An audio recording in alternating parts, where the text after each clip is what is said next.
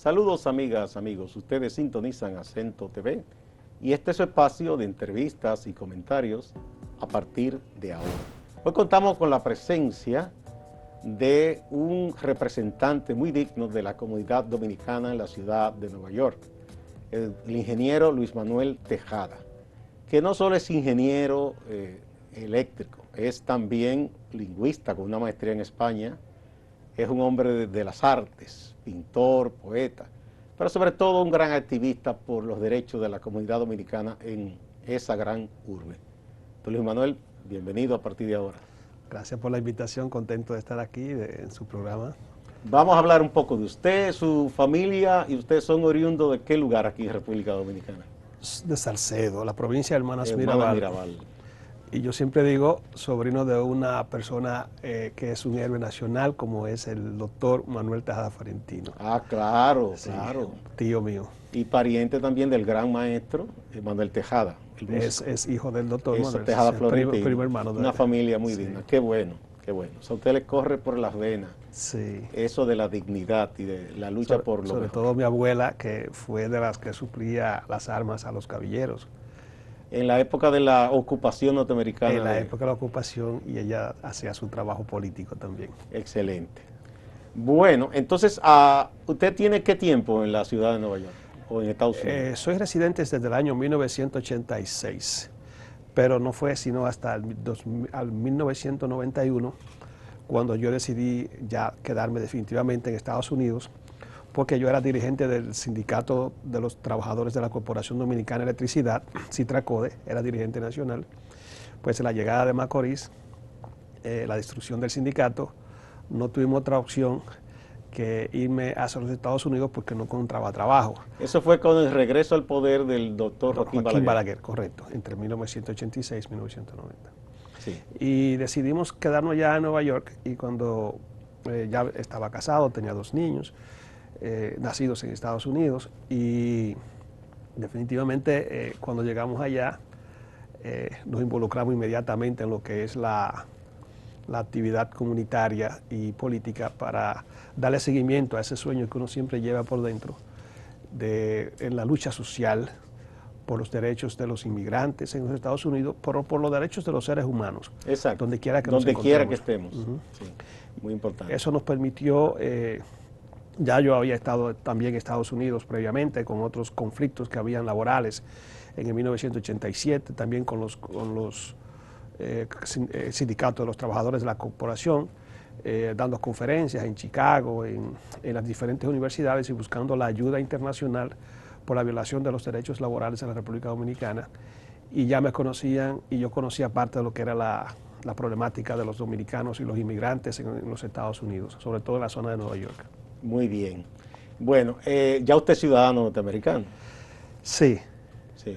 Que se hace no porque uno renuncia a lo que uno es, sino porque para poder optar y reclamar más derechos para los suyos, ese paso hay que darlo si usted migra definitivamente a un país. En el caso mío, yo lo hice por la necesidad de participar en las elecciones municipales. Claro, eso no le quita a usted la dominicanidad. No, jamás. Y además hay acuerdo de doble nacionalidad. Es un derecho, es un derecho. Usted sigue siendo dominicano. Bueno, y políticamente, ¿usted está vinculado a uno de los grandes partidos norteamericanos?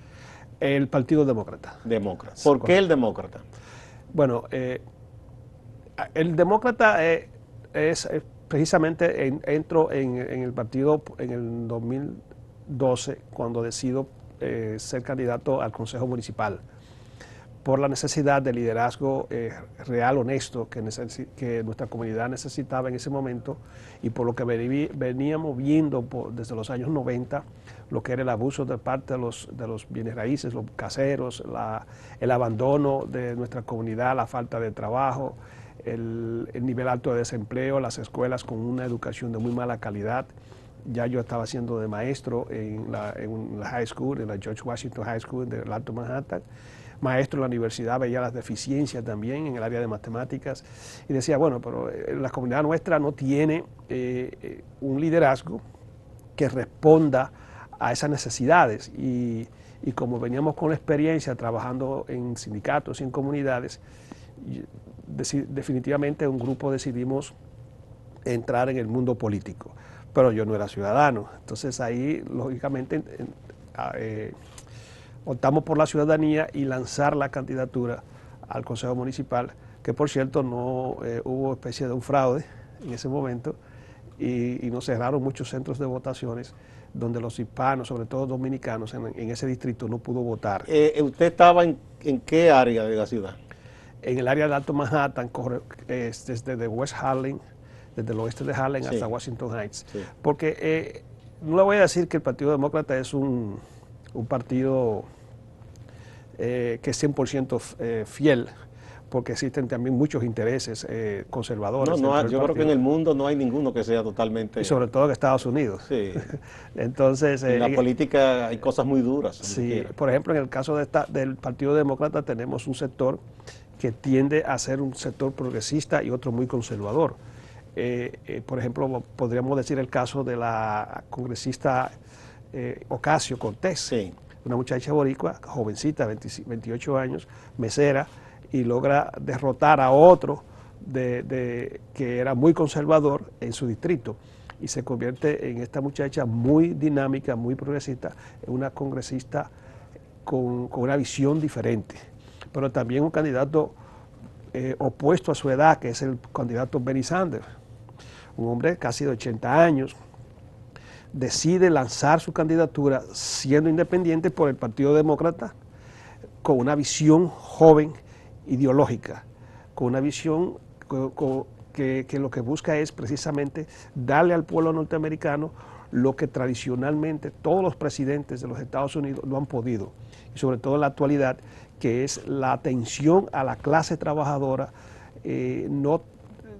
quitarle lo que le ha robado al pueblo norteamericano las corporaciones, las petrolíferas, las corporaciones de bienes raíces, las corporaciones de farmacéutica, y cómo han abandonado... Ese grupo minoritario que concentra tantas riquezas, correcto. Ese es un grave problema en Estados Unidos. El 99% de la riqueza. Sí. La concentra el 1% de la población. Vamos a decir casi el 2% de la población norteamericana. Y lo que piensa Sanders y otra gente no es incluso totalmente nuevo, porque ya hubo el famoso cambio que hizo Teddy Roosevelt. Correcto. Que le impuso unos impuestos extraordinarios a las grandes ganancias. Correcto. Para poder hacer una serie de programas de justicia social, que eso hicieron la diferencia de Estados Unidos en un momento. En ese momento. Pero sobre todo a principios después de la Primera Guerra Mundial, muchos emigrantes europeos optaron por posiciones políticas en los Estados Unidos, y hubo unas elecciones donde algunos ganaron de corte socialista y no lo dejaron entrar al Congreso, lo hicieron renunciar. Y si nos vamos un poco más allá, la historia de Sacco y Vanzetti y todo aquello, sí, ¿verdad? Sí. Bueno, el caso entonces de don Luis Manuel Tejada, que usted con la comunidad dominicana luchando, una persona digna, un educador, ha decidido entonces entender que esa es la mejor vía para la participación, el Partido Demócrata. Vamos a una pausa. Cuando retornemos, vamos a hablar un poco de esta coyuntura con estas elecciones. Don Luis Manuel Tejada, ingeniero, lingüista y además un artista, es un digno representante de la comunidad dominicana en los Estados Unidos y ha optado por la participación política. Y debemos pensar en algo, esa comunidad nuestra en el exterior, y la principal es la que está en Estados Unidos y en la ciudad de Nueva York, no la podemos ver distante, nunca rompe sus vínculos con la República Dominicana y es parte fundamental del soporte económico, con las inversiones, con las remesas. Y ese es uno de los grandes temas que debemos siempre considerar.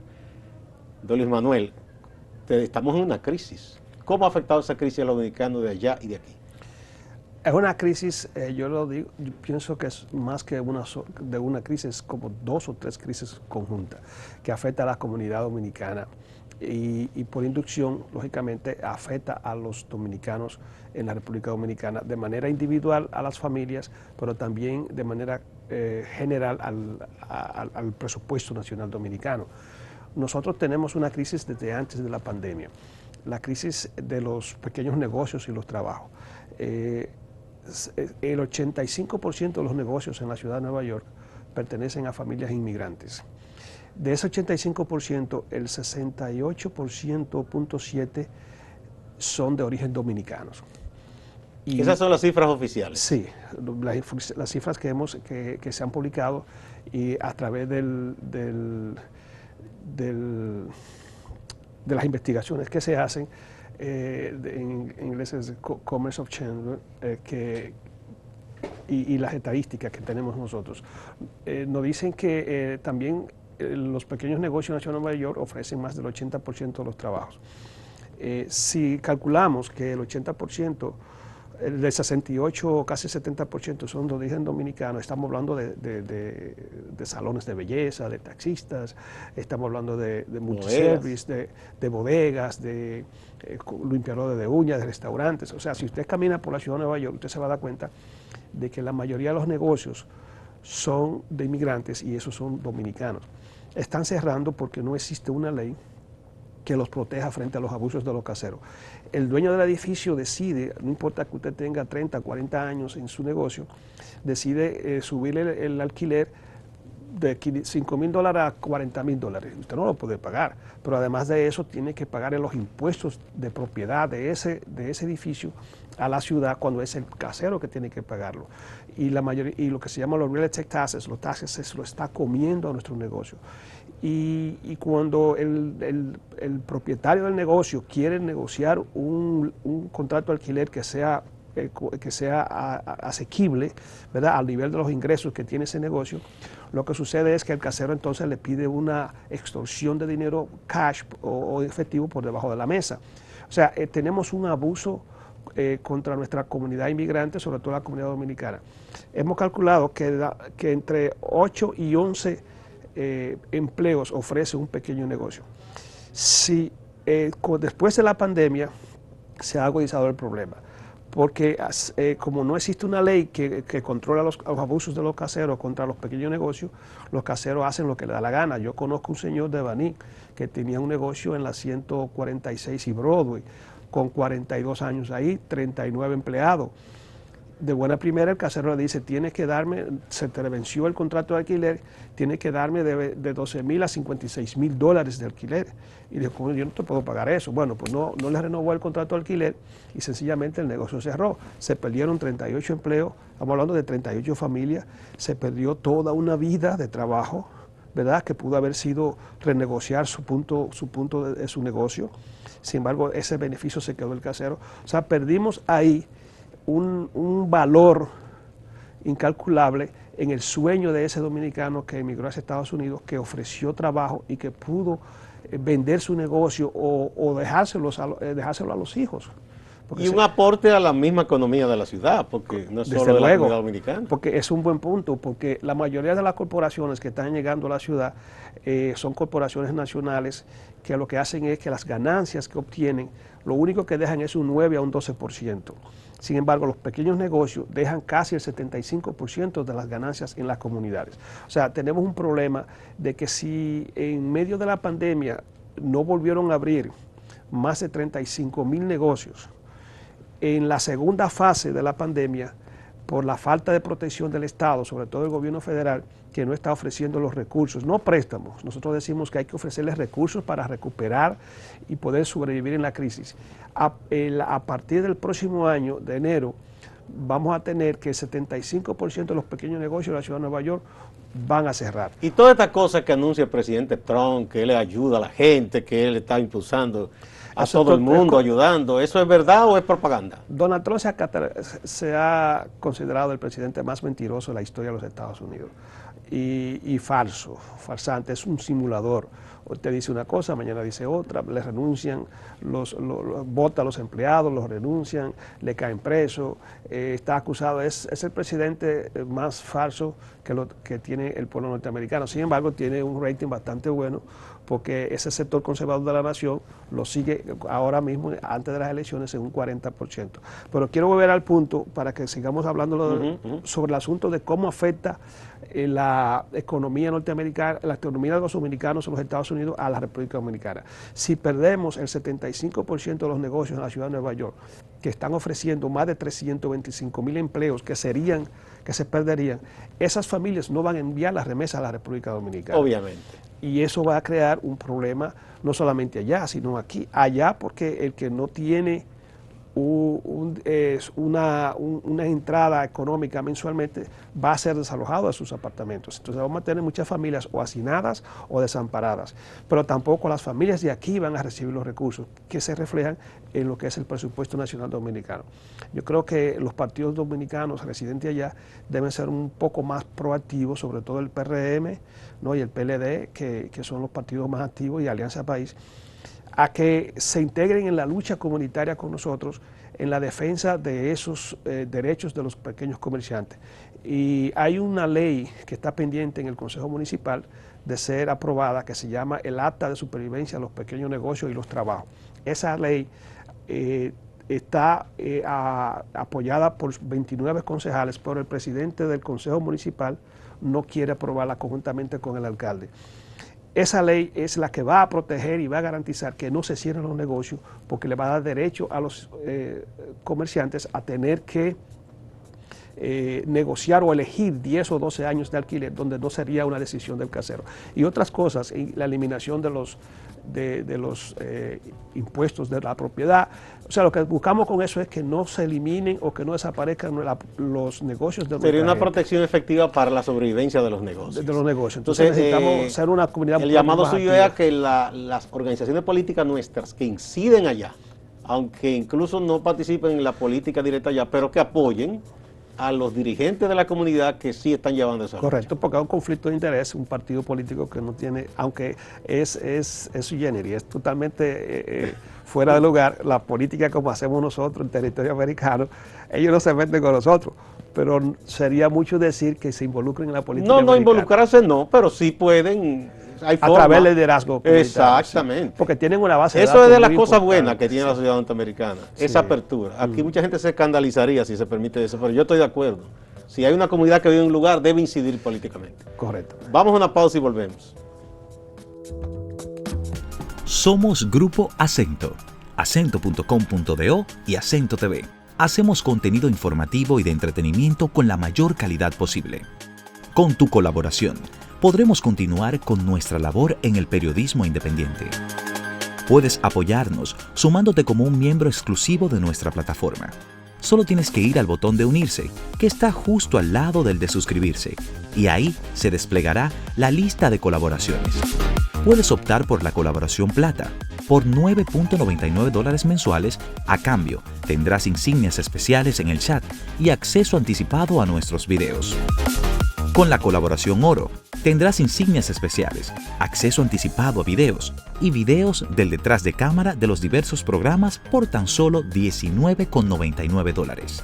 Con la colaboración Platinum, por $29.99, tendrás todos los beneficios de los niveles anteriores, más mención de tu canal en la descripción de nuestros videos y al final de cada video. Puedes cancelar tu colaboración en cualquier momento. Contamos contigo. Somos Grupo Acento y junto a ti seguiremos haciendo la diferencia. Gracias por continuar a partir de ahora. Estamos conversando con el ingeniero Luis Manuel Tejada, un valioso representante de la comunidad dominicana en la ciudad de Nueva York. En estos momentos, usted no es candidato. Sí. Sí, es candidato ahora. Sí. Sí, ¿a cuál posición? A la posición al Consejo Municipal por el Distrito 7 en el Alto Manhattan. Ah, muy bien, pues háblenos de esa propuesta y cómo van las cosas. Bueno, el Distrito 7 es una parte del Alto Manhattan que corresponde desde la calle 165 hasta la 96. La mayoría de los votantes en ese distrito son de origen hispano, sobre todo dominicano, más o menos el 53%. El resto es afroamericanos con 16% y los blancos son un 18%, lo que se entiende que debe ser un concejal de origen hispano. No hay tantos puertorriqueños ahí ya. No, ya la ciudad de Nueva York, sobre todo la propia ciudad de los 5 condados, los dominicanos somos la minoría mayoría. Mayoría.